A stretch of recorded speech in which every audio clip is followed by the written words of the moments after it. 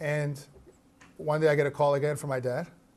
He's actually a very nice guy. I'm making it out to be a thing, but he called me in his office because they were a holding company back then. They'd made investments. The stock had been unbelievably successful. So there wasn't really much to do. With him, I didn't really have a skill set. I didn't have anything to add value, and I kind of liked doing it on my own.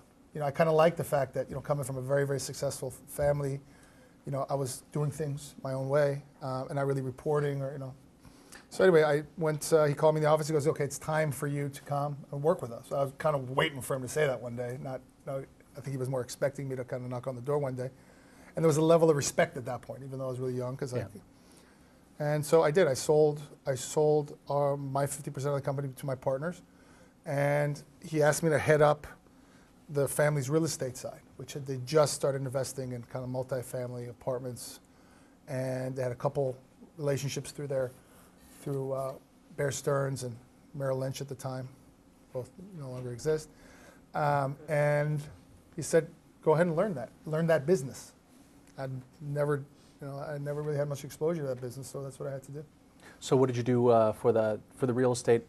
Mostly acquisitions, operating. What did it start with? What has it grown to in terms of portfolio? Well, at that time, they were the family was looking for, and I had committed to him that I had a little bit of my own money now because I sold my business. So I said, "I'm going to co-invest with you, and I'm going to fee you a little bit." And he said, "Okay, no problem." It wasn't that much, but we were looking for cash flowing businesses. So back then, we're talking 98, 97. It was really mainly apartment buildings, BC apartment buildings. And we were funding operators. We were funding general partners, guys that actually would bring us deals. We would co-invest with big institutions, private equity funds. Language I did not even speak, but I had to learn very quickly. And we ended up buying up to 6,000 apartment units, co-investing in 6,000 apartment units. And a lot of them were cash flowing, a lot of them were playing the cap rate game and so forth and so on.